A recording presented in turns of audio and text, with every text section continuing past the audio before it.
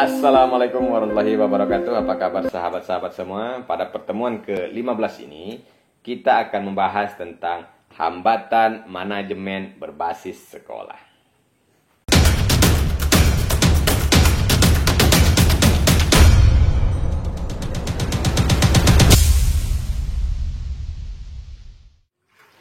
Sahabat-sahabat semua, manajemen berbasis sekolah adalah salah satu model reformasi birokrasi sebagai konsekuensi desentralisasi dalam dunia pendidikan untuk menciptakan suatu bentuk sekolah masa depan yang lebih baik dibandingkan dengan yang sebelumnya. Sahabat-sahabat semua, dari pertemuan awal kita telah berbicara tentang konsep apa itu manajemen berbasis sekolah. Namun pada intinya MBS itu menegaskan bahwa konsep MBS itu mengacu kepada manajemen sumber daya di tingkat sekolah dan bukan di suatu sistem atau tingkat yang sentralistik. Beberapa sumber daya dalam pengertian lebih luas telah didefinisikan mencakup pengetahuan dan teknologi, kekuasaan, material, manusia, waktu, dan keuangan. Sahabat-sahabat semua, kita akan melihat apa penghambat pelaksanaan manajemen berbasis sekolah. Pengelolaan pendidikan yang profesional adalah suatu keharusan untuk dilaksanakan agar tidak tertinggal dengan arus informasi dan arus globalisasi dan dapat menjawab tantangan zaman yang semakin kompleks. Ketertinggalan yang selama ini terjadi bagi dunia pendidikan hendaknya merupakan cambuk untuk melangkah lebih optimis dan dijadikan motivasi untuk mengembangkan pendidikan selanjutnya. Karena tugas lembaga pendidikan yang begitu berat, maka di dalam pengelolaannya tidaklah lepas dari beberapa hambatan-hambatan yang harus kita hadapi.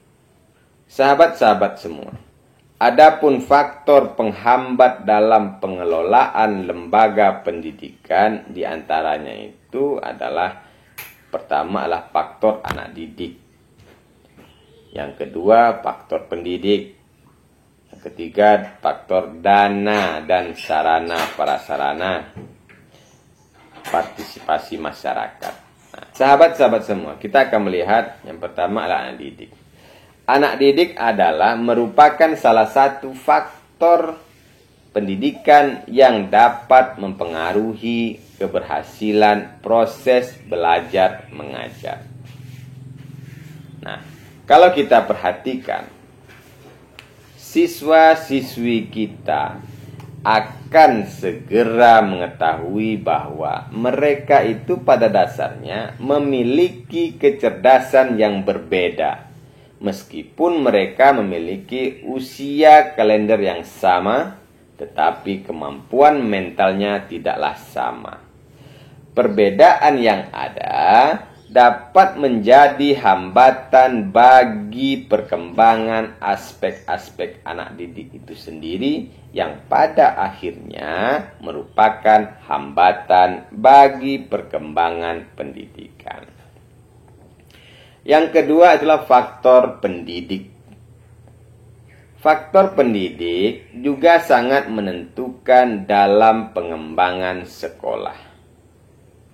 Faktor sosial yang mempengaruhi kemajuan sekolah adalah sumber-sumber dana yang tersedia dalam masyarakat dan disediakan bagi pembangunan sistem persekolahan.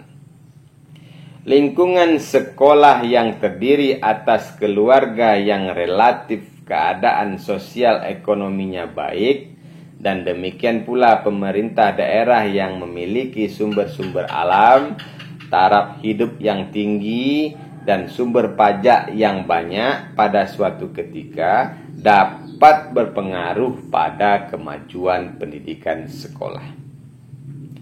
Alat-alat pelajaran yang lengkap dan memberikan kesempatan bagi anak atau pembentukan material dan formal yang lebih baik.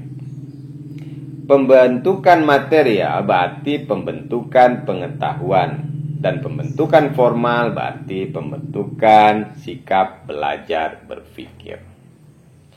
Yang keempat itu adalah partisipasi masyarakat.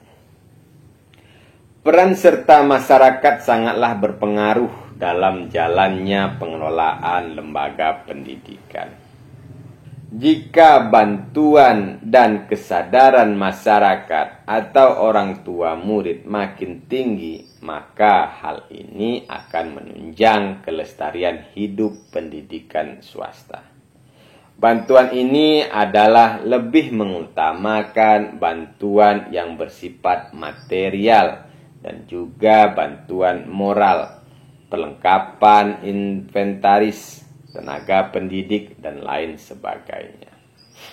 Sahabat-sahabat semua, kita akan melihat kekurangan dan kelebihan manajemen berbasis sekolah. Yang pertama, kita akan melihat kelebihan manajemen berbasis sekolah. Menurut American Association of School Administrators, atau disingkat dengan AASA, dan sumber-sumber lain, manajemen berbasis sekolah itu kelebihannya adalah memungkinkan individu-individu yang kompeten di sekolah untuk membuat keputusan yang akan meningkatkan pembelajaran. Yang kedua, memberikan seluruh komunitas sekolah suara dalam keputusan-keputusan penting. Yang ketiga, fokus akuntabilitas pengambilan keputusan. Yang keempat, mengarah pada kreativitas yang lebih besar dalam perencanaan program sumber daya untuk mendukung tujuan yang dikembangkan di setiap sekolah. Dan selanjutnya, mengakibatkan penganggaran realistis sebagai orang tua dan guru menjadi lebih sadar akan status keuangan sekolah, batasan pembelajaran, dan biaya dari program. Dan selanjutnya, meningkatkan semangat guru dan memelihara kepemimpinan baru di semua tingkatan. Kemudian, memberdayakan sumber daya manusianya seoptimal mungkin. Kemudian memfasilitasi warga sekolahnya untuk belajar terus dan belajar kembali. Dan selanjutnya adalah mendorong kemandirian otonomi setiap warganya. Kemudian memberikan tanggung jawab kepada warganya. Kemudian mendorong setiap warga untuk mempertanggungjawabkan keakuntability terhadap hasil kerja. Kemudian mendorong adanya tim kerja yang kompak dan cerdas dan shared value bagi setiap warganya. Kemudian merespon dengan cepat terhadap pasar pelanggan. Kemudian mengajak warga untuk menjadikan sekolahnya customer focus.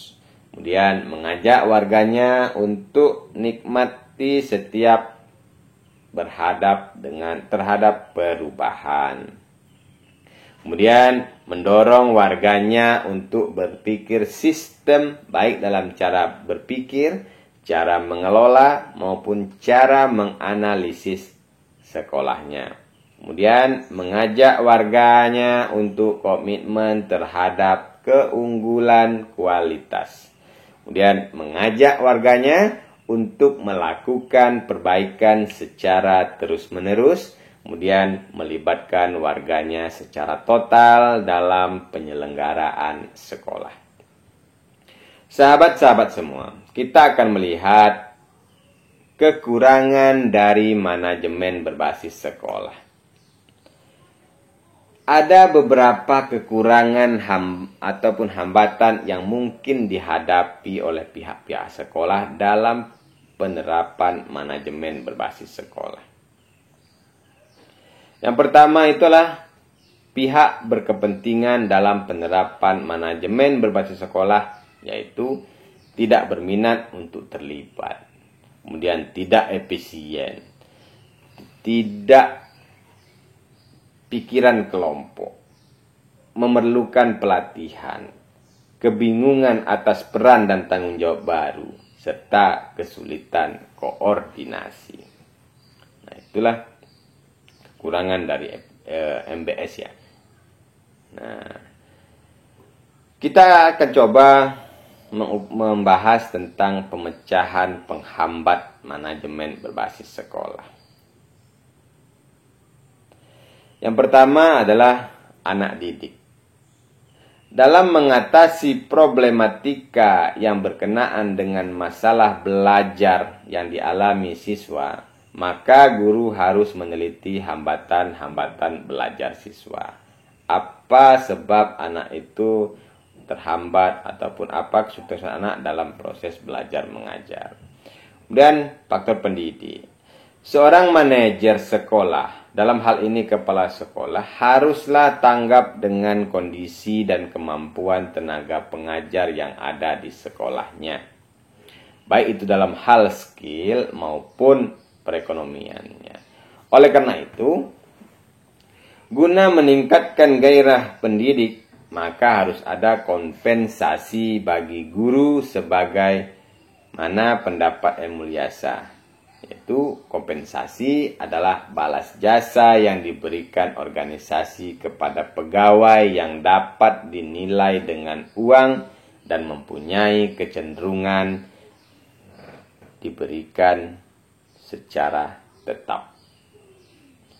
Pemberian kompensasi selain dalam bentuk gaji dapat juga berupa tunjangan fasilitas baik itu perumahan, kendaraan, lain sebagainya.